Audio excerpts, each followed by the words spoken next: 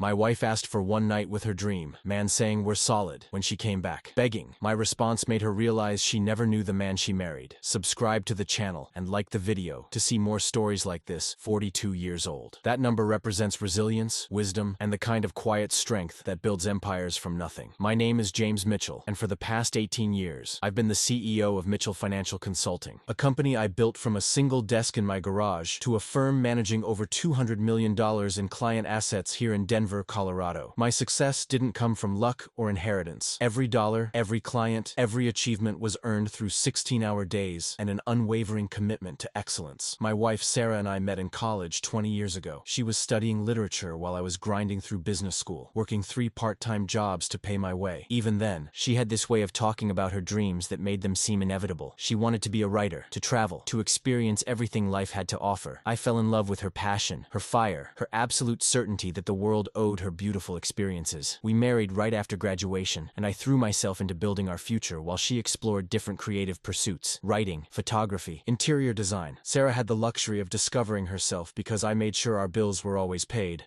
our mortgage was never late, and our lifestyle reflected the success I was building for us. Our home in Cherry Hills Village isn't just a house, it's a testament to everything I've accomplished. 5 bedrooms, mountain views, a home office that overlooks the garden Sarah loves so much. For 2 decades, I've been the steady foundation while Sarah lived her dreams. When she wanted to take a 6-month writing retreat in Tuscany, I managed the house and worked extra hours to cover the costs. When she decided to start her own small press, I provided the startup capital without hesitation. When she needed space to find herself through various phases, yoga instructor, art therapist, lifestyle blogger, I supported every transition with patience and understanding. Our marriage had settled into a comfortable rhythm. Sarah handled the creative and social aspects of our life, while I focused on growing the business and securing our financial future. We didn't have children. Sarah always said she wasn't ready, that she needed to accomplish her own goals first. I respected that decision, even when I sometimes wondered what it would be like to have a family to come home to after those long days at the office. Last Tuesday started like any other morning. I was reviewing quarterly reports in my home office when Sarah appeared in the doorway with 2 cups of coffee and that particular smile she wore when she wanted something. She was wearing her favorite silk robe, the one I'd bought her during our anniversary trip to Paris, and her dark hair was pulled back in the messy bun that always made her look younger than her 39 years. "James, honey, can we talk?" she said, settling into the leather chair across from my desk. I looked up from my spreadsheets, noting the slight nervousness in her voice that didn't match her casual demeanor. After 20 years together, I could read Sarah's moods like weather patterns. "Of course, what's on your mind?" I replied, closing my laptop to give her my full attention. Sarah took a sip of her coffee, and I watched her gather her thoughts. There was something different about her energy, an excitement that reminded me of how she used to look when planning her next adventure. "You remember how I always told you about Marcus from college?" she began, and I felt something shift in the atmosphere of the room. Marcus. Yes, I remembered. Sarah's college crush, the one who got away, the aspiring actor who'd moved to Los Angeles to chase Hollywood dreams, while Sarah chose stability with me. She'd mentioned him over the years, usually in wistful tones when we'd watch movies or see celebrity news. "The actor, right?" I said, keeping my voice neutral. "He's not just an aspiring actor anymore, James. He made it. Really made it. He's starring in that new Netflix series everyone's talking about, and he's got a movie coming out next month." Her eyes lit up as she spoke, and I noticed how she unconsciously leaned forward. "He's in Denver this week for some promotional events." I nodded slowly, uncertain where this conversation was heading, but beginning to feel a cold knot forming in my stomach. "That's great for him," I said carefully. Sarah set down her coffee cup and looked directly at me with an expression I couldn't quite read. "James, I need to ask you something, and I need you to really hear me, okay?" The knot in my stomach tightened, but I maintained my composure. 20 years of high-stakes business negotiations had taught me to stay calm when I sensed incoming turbulence, but nothing could have prepared me for what she said next. "I want to see him, James. I need to see him." Sarah's words hung in the air like smoke after an explosion. I stared at her, processing what she'd just said. The morning sunlight streaming through my office window suddenly felt too bright, too warm. "See him?" I repeated, my voice steady, despite the chaos starting to brew in my chest. Sarah stood up and began pacing, her silk robe flowing behind her as she moved. I recognized this behavior. It was how she looked when she was trying to convince herself of something as much as she was trying to convince me. "James, you have to understand. Marcus was. He was the one that got away. We had something special in college, something I've never been able to forget." She turned to face me, her eyes pleading. "I chose security with you instead of taking a risk with him. I chose the safe path." The words hit me like a physical blow, but I kept my expression neutral. 20 years of marriage, and she was talking about choosing security with me like I was a consolation prize. "And now?" I asked quietly. "Now he's everything I dreamed he could become. He's successful. He's famous. She paused paused, searching for the right words. James, I need closure. I need to know what could have been. I leaned back in my chair, my mind racing through possibilities and implications. What exactly are you asking for, Sarah? She took a deep breath, and I could see her summoning courage for whatever she was about to say. One night, just one night with him. I've already reached out through his publicist, and he remembers me. He wants to see me, too. Her words came out in a rush, as if saying them quickly would make them less devastating. James, don't be dramatic. It's just one night. One night with the man I've dreamt about since college. He's famous now.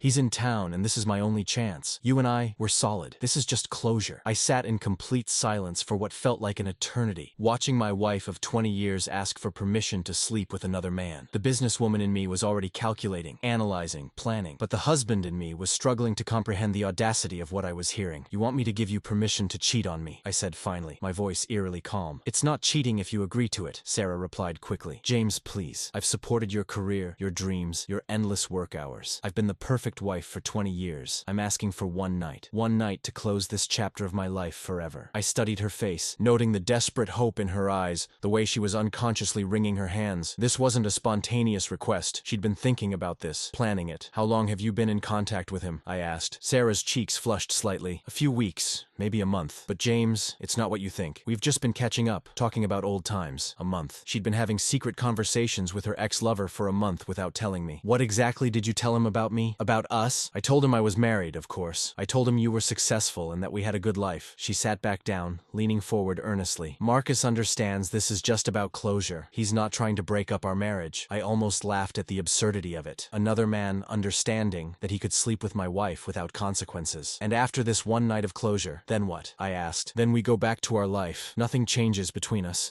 I need to get him out of my system, James. I need to know what it would have been like. Her voice grew softer, more pleading. Please, I'm asking you to trust me. Trust our marriage. Trust that what we have is strong enough to survive one night. I looked at this woman I'd been married to for 2 decades. Really looked at her. The woman I'd built an empire to support. The woman whose dreams I'd funded. Whose freedom I'd enabled. The woman who was now asking me to step aside so she could fulfill a fantasy with another man. You're asking me to trust you while you're literally asking permission to betray me, I said. It's not betrayal if you agree. Sarah stood up again, frustration creeping into her voice. James, you're being impossible. This is important to me. More important than you seem to understand. More important than our marriage, apparently. More important than the vows we'd made. More important than the life I'd spent 20 years building for us. When? I asked simply. Sarah's eyes lit up with hope. Tomorrow night. He's only in town for 3 days, and tonight he has some industry event. Tomorrow is our only chance. Our only chance. Like she was planning a business meeting instead of asking to sleep with another man. I need time to think about this, I said finally. James, please don't overthink it. I know it sounds crazy, but this is really important to me. I promise, it won't change anything between us. She came around my desk and put her hand on my shoulder. You're the man I chose to build a life with. You're the one I come home to. It's just something I need to do. I looked up at her, and for the first time in our marriage, I felt like I was seeing a complete stranger. I said I need time to think, I repeated. Sarah nodded, kissing the top of my head before leaving the room. Take all the time you need, but remember, this is our only chance. After she left, I sat alone in my office, staring out at the garden Sarah loved so much, the garden I'd paid for, in the house I'd bought, thinking about the woman who'd just asked me to share her with the man she'd never been able to forget. But what Sarah didn't know was that she'd just made the biggest mistake of her life. That evening, Sarah acted like nothing had changed. She made dinner, chatted about her day, even suggested we watch a movie together. But I could see the nervous energy beneath her casual facade, the way she checked her phone every few minutes, the distracted smile when I spoke to her, the constant fidgeting with her wedding ring. I spent the afternoon making calls, not for business, but for information. 20 years of networking in Denver's elite circles had given me connections in every industry, including entertainment and media. By 6 p.m., I knew more about Marcus Chen's current situation than Sarah probably did. Divorced twice, currently being sued by his second ex-wife for unpaid alimony. 3 different women had filed restraining orders against him in Los Angeles over the past 2 years. His successful Netflix series had been canceled after 1 season due to poor ratings and on-set behavior issues. The upcoming movie she'd mentioned? A low-budget thriller going straight to streaming. But most interesting of all, Marcus Chen had a pattern. My contact at a Denver entertainment law firm told me Marcus had a reputation for reconnecting with old flames in every city he visited, often married women who remembered him from before his minor fame. He'd done this in Chicago, Atlanta, and Phoenix in recent months. Sarah wasn't special. She was just another mark in Marcus's traveling con game. After dinner, while Sarah was in the shower, I did something I'd never done in 20 years of marriage. I checked her phone. The messages between between Sarah and Marcus went back 6 weeks, not the few weeks she'd admitted to. I scrolled through their conversations, watching my wife transform from a casual, "remember me?" message into someone I barely recognized. Marcus, Sarah Williams. How could I forget the most beautiful girl at Northwestern? Are you still writing? Sarah. It's Sarah Mitchell now. I'm married. And yes, still writing, among other things. Marcus. Married? Lucky guy. I always wondered what would have happened if I'd stayed in Chicago instead of chasing Hollywood dreams. Sarah. Sometimes I wonder too. The conversations escalated quickly from there. Within a week, they were sharing intimate memories from college, talking about regrets and roads not taken. By week 3, Marcus was being explicitly sexual, and Sarah was responding enthusiastically. Marcus. I still remember how you felt in my arms. Some things you never forget. Sarah. James is a good man, but he's not. He's not passionate like you were. Sometimes I feel like I'm living someone else's life. My hands trembled slightly as I read my wife describing our marriage as someone else's life. But the messages got worse. Marcus. I'll be in Denver next week. We should get dinner for old time's sake. Sarah. I want to, but it's complicated. I'm married. Marcus. One dinner won't hurt anyone. Just 2 old friends catching up. But Marcus was already planning more than dinner. In messages from just 3 days ago, he'd sent her photos of the penthouse suite he'd booked at the Four Seasons, complete with champagne and rose petals. Marcus. This could be us tomorrow night. Just like college, when we'd disappear for entire weekends. Sarah. I want to, but James would never understand. Marcus. Then don't tell him. What he doesn't know won't hurt him. Unless you've gotten boring in your old age. That message had clearly hit a nerve. Sarah's response was immediate and desperate. Sarah. I'm not boring. I just need to figure out how to handle James. He's very traditional, Marcus. Or maybe he just doesn't deserve someone like you. From what you've told me, he sounds more like a father figure than a husband. I set the phone down carefully. My jaw clenched so tight it ached. Marcus was playing Sarah like a violin, and she was too blinded by nostalgia and ego to see it. But the final message exchange, from this morning after our conversation, made everything crystal clear. Sarah. I talked to James. He's thinking about it. Marcus. Thinking about it. What kind of man has to think about whether his wife can have one night of happiness? Sarah. He's not like you. He doesn't understand passion. Marcus. Poor Sarah. 20 years with a man who doesn't understand you. Tomorrow night, I'll remind you what you've been missing. Sarah. I can't wait. I've been dreaming about this for weeks. I put her phone back exactly where I'd found it and walked to my office. Sarah thought she was being clever, thought she'd manipulated me into considering her ridiculous request. She had no idea that she'd just handed me everything I needed to destroy her fantasy and teach her exactly who she'd been underestimating for 20 years. I opened my laptop and began making calls. First, to my lawyer, not for divorce papers, not yet, but for something much more strategic. Then to my accountant, my business manager, and finally to a private investigator I'd used for corporate due diligence. By midnight, I had a complete dossier on Marcus Chen's real situation, copies of Sarah's messages, and a plan that would make tomorrow night unforgettable for everyone involved. Sarah came out of the bathroom in her silk nightgown, the one I'd bought her for our anniversary. She looked nervous but excited, like a teenager planning to sneak out. Have you thought about what I asked? She said, sitting on the edge of our bed. I looked up from my laptop, studying her face. 20 years of marriage, and I was finally seeing who she really was underneath all the dreams and artistic pretensions. Yes, I said simply. I've thought about it. And? Her voice was breathless with anticipation. I closed my laptop and looked directly at her. You can have your night with Marcus. Sarah's face lit up like Christmas morning. She rushed over and threw her arms around me, pressing kisses to my cheek. James, thank you. Thank you for understanding. I knew you'd see that this doesn't change anything between us. You're amazing. You're the best husband in the world. I held her loosely, feeling nothing but cold calculation where love used to be. Just promise me something, I said quietly. Anything, she replied immediately. Promise me you'll remember this moment. Remember how grateful you are right now. Remember how you said this wouldn't change anything between us. Sarah pulled back to look at me, confused by my tone. Of course I'll remember. James, why are you talking like that? I smiled. The same smile I used in boardrooms when I knew I'd already won a negotiation before the other party realized they were losing. No reason. I just want to make sure you have no regrets about tomorrow night. Sarah kissed me again, already lost in her fantasy of rekindling an old flame. She had no idea she was about to get burned. The next evening, Sarah spent 3 hours getting ready. I watched from our bedroom doorway as she tried on outfit after outfit, applied and reapplied makeup, styled her hair like she was going to the Oscars instead of a hotel room. She was wearing the diamond earrings I'd bought her for our 15th anniversary, and the perfume I'd given her last Christmas. How do I look? She asked, spinning around in a black dress I'd never seen before. Beautiful, I said honestly. She did look beautiful. She also looked like a woman preparing to throw away 20 years of marriage for a fantasy. James, are you sure you're okay with this? You seem different today. I walked over and straightened her necklace, the one with my grandmother's pendant that she'd worn on our wedding day. I'm fine. I want you to have everything you need tonight. I kissed her forehead gently. Just remember what you promised me. Sarah smiled, but I could see uncertainty flickering in her eyes. What I promised? That you'd remember this moment. How grateful you are. How this won't change anything between us. She laughed nervously. James, you're being weird. Of course I'll remember. Good, because I will too. At 7 p.m., Sarah left for her closure with Marcus at the Four Seasons. She kissed me goodbye like she was going to a business dinner, not to sleep with another man. At 7:30 p.m., I left the house wearing my best suit. You see, what Sarah didn't know was that Marcus had told several people about his conquest tonight. The private investigator I'd hired had confirmed that Marcus was bragging to his agent, his assistant, and even some local entertainment reporters about reconnecting with an old flame, a wealthy married woman who was desperate enough to cheat on her boring husband. Marcus had also posted cryptic social media hints about revisiting the past, with photos of expensive champagne and rose petals, tagging his location at the Four Seasons penthouse. What Sarah definitely didn't know was that I'd spent the day arranging for several unexpected guests to witness her closure. At 8 p.m., I walked into the Four Seasons lobby and took the elevator to the penthouse floor. I wasn't alone. With me were Denver's most prominent entertainment photographer,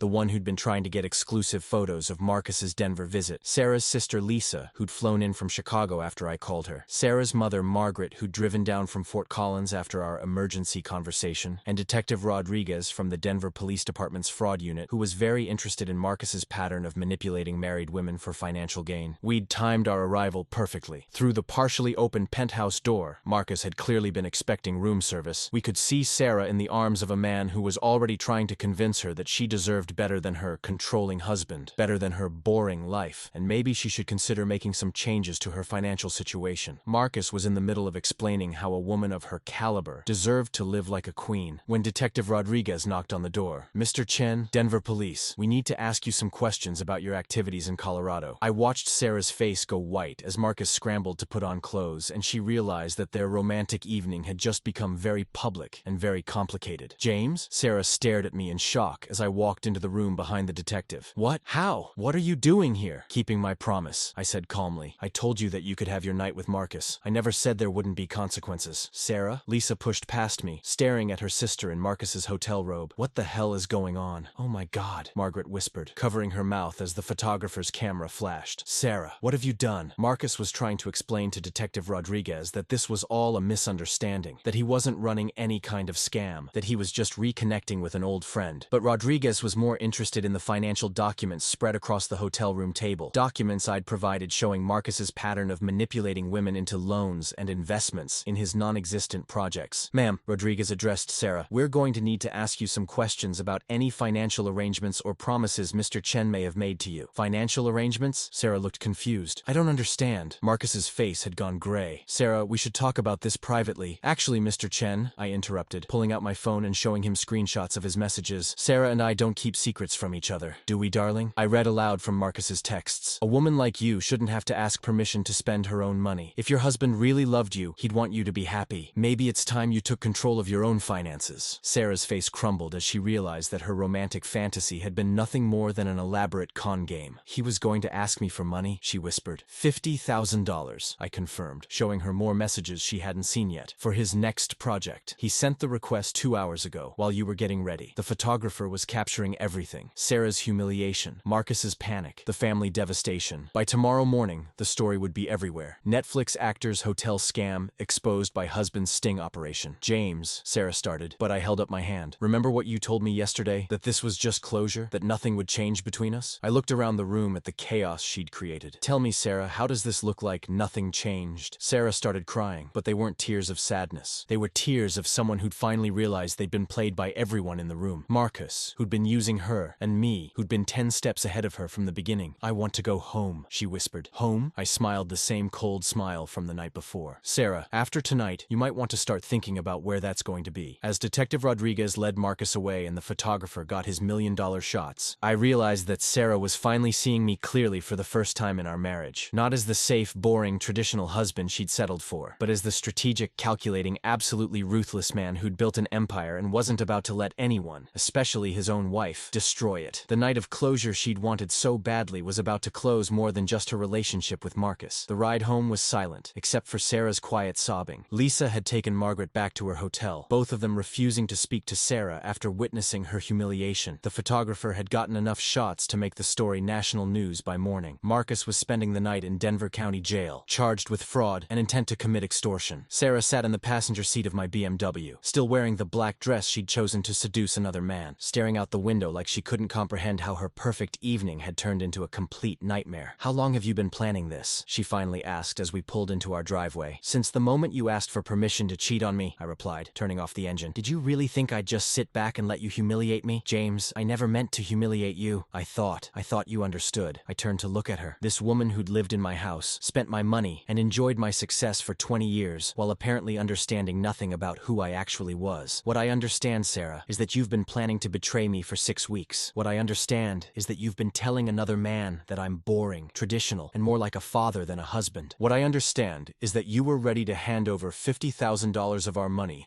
to a con artist you thought you were in love with." Sarah's eyes widened. "You read my messages?" "I read everything, including the parts where you told Marcus that you felt like you were living someone else's life." I got out of the car and headed for the house. "Well, congratulations. You're about to start living your own life." Inside, Sarah followed me to the living room, where I'd prepared everything she'd need to understand her new reality. "Sit down," I said, gesturing to the couch. On the coffee table were several thick manila folders, each labeled with different aspects of what would be happening next. "James, what is this?" "This is your closure," I said, opening the first folder. "Divorce papers, filed this afternoon. You'll be served officially tomorrow, but I thought you might want to see them tonight." Sarah's face went white. "Divorce?" "James, no. Tonight was a mistake, but we can work through this. I love you. I've always loved you. You love my security. You love my money. You love the lifestyle I've provided." I opened the second folder. "But you don't love me. These are copies of every message between you and Marcus. Every lie you told him about our marriage. Every cruel thing you said about me while planning to betray me." Sarah tried to grab the papers, but I moved them away from her. "You want to know what else I understand? You've been using our joint credit cards to buy lingerie, jewelry, and clothes for your secret dates with Marcus. $1,700 in the past month alone. Those weren't dates. They were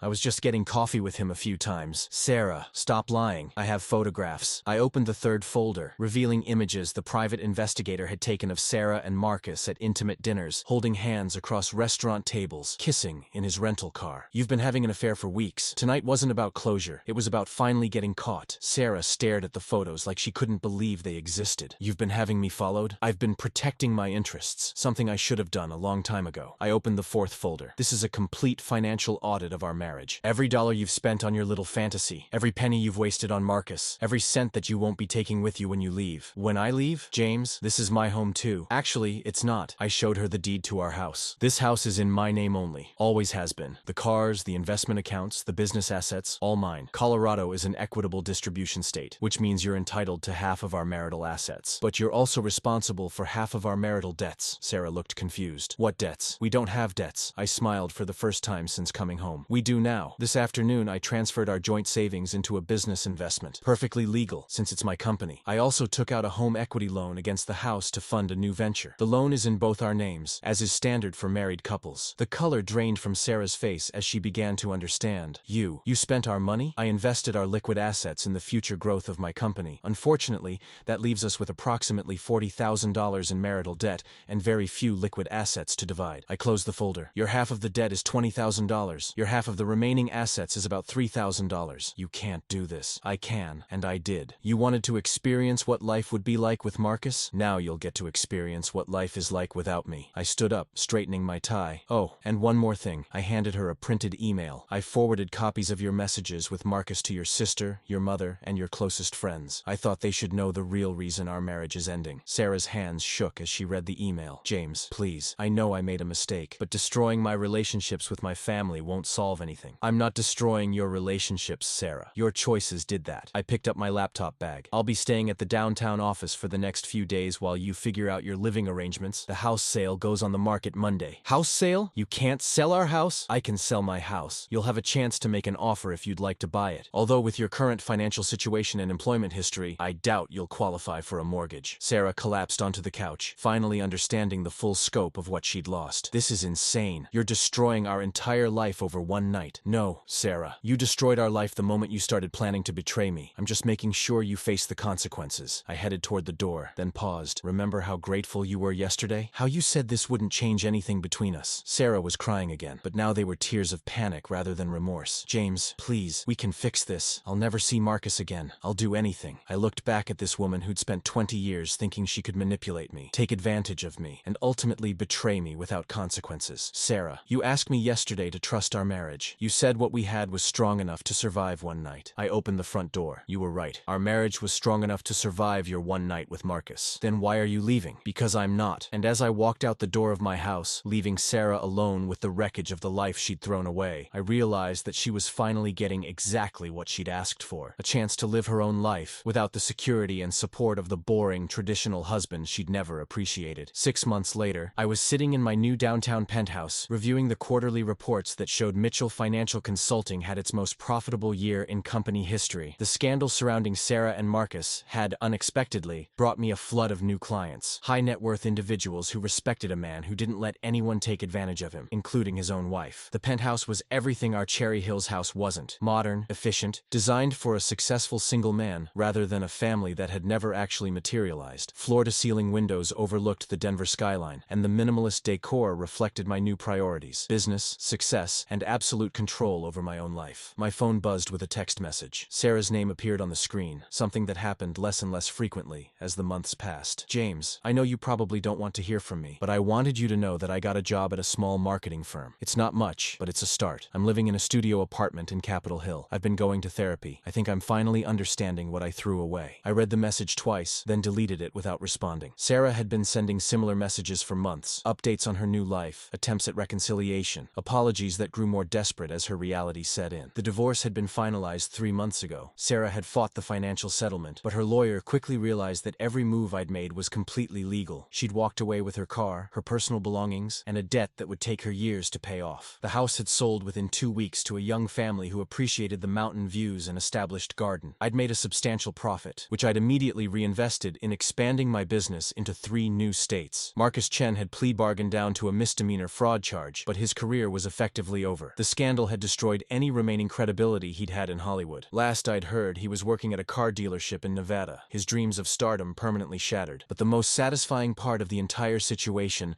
had been watching Sarah discover who she really was, without my financial support. The woman who'd spent 20 years talking about her artistic dreams and creative pursuits had lasted exactly 2 months trying to survive as a freelance writer before taking a receptionist job to pay rent on a studio apartment. Her family relationships had never recovered. Lisa and Margaret still spoke to her, but the trust was gone. The woman who'd once hosted elegant dinner parties in our Cherry Hills home now spent holidays alone, having burned too many bridges with her selfishness and betrayal. My business partner David knocked on my office door, bringing me back to the present. "The Seattle clients are here for their 4 o'clock, he announced. "Send them in," I replied, straightening my tie. As I prepared for the meeting, I reflected on how much my life had changed. I was working more than ever. But now, every hour benefited only me. I was dating occasionally, successful women who understood ambition and wouldn't mistake my generosity for weakness. I had my health, my wealth, and my dignity intact. Most importantly, I'd learned never to underestimate myself again. Sarah had spent 20 years thinking she was smarter than me, more cultured than me, more deserving of beautiful experiences than the boring man who provided them. She'd convinced herself that I was just a steady paycheck, a reliable but uninspiring foundation for her more interesting life. She'd never imagined that the quiet, traditional husband she'd taken for granted was actually a strategic genius who'd built a multi-million-dollar business from nothing. She'd never considered that a man who could outmaneuver corporate competitors and navigate complex financial deals might be dangerous to cross personally. When she'd asked for permission to cheat on me, she'd thought she was manipulating a pushover. Instead, she'd handed a master strategist the perfect opportunity to remove a liability from his life. The Seattle meeting went perfectly. By 6 p.m., I'd secured 3 new high-value clients and expanded my Pacific Northwest operations. As I packed up my briefcase, I realized I felt something I hadn't experienced in years of marriage: complete satisfaction with my life. That evening, I had dinner at my favorite steakhouse with Jennifer, a successful Denver attorney I'd been seeing for the past month. She was intelligent, independent, and had built her own career without anyone's help. She appreciated ambition because she had it herself. She understood success because she'd earned it herself. "You seem different tonight," Jennifer observed over wine. "More relaxed." "I got some closure on something today," I replied. Jennifer didn't ask for details. One of the things I appreciated about her was that she didn't need to know every aspect of my past. She was interested in who I was now, not who I'd been when I was married to someone who didn't deserve me. As I drove home to my penthouse that night, I passed the studio apartment complex where Sarah now lived. I didn't slow down or look for her car. That chapter of my life was completely closed. Sarah had asked for one night with her dream man, thinking it wouldn't change anything between us. She'd been wrong about that, but she'd been right about one thing: it had given her closure, just not the kind she'd expected. She'd wanted to close the door on wondering what life would have been like with Marcus. Instead, she'd closed the door on a life of security, comfort, and support she'd never appreciated until it was gone. She'd wanted to experience passion and excitement, fulfillment. Instead, she'd experienced humiliation, financial ruin, and the devastating realization that fantasies are called fantasies for a reason. She'd wanted to prove that she was more than just the wife of a successful but boring man. Instead, she'd proven that without that man's support, she was exactly as ordinary as her choices suggested. But most importantly, she taught me the most valuable lesson of my life. Never waste your strength protecting someone who sees that strength as weakness. Today, I look back without any regrets. That night when Sarah came home, begging for forgiveness was actually the moment I finally set myself free. Sometimes you have to lose everything to discover how much you never actually needed those who underestimated you. I hope Sarah has learned something from our story, not out of revenge, but because every story has a lesson. Mine was, never let anyone convince you that your generosity is weakness, especially when that generosity is the only thing keeping their dreams alive. Have you ever been taken for granted by someone you supported? Have you ever had someone mistake your kindness for stupidity? Share your story in the comments. What would you have done in my situation? Let me know below. And if you found this story eye-opening, show your support by leaving a like and a comment. Thank you for listening to my story, and thank you all for being here.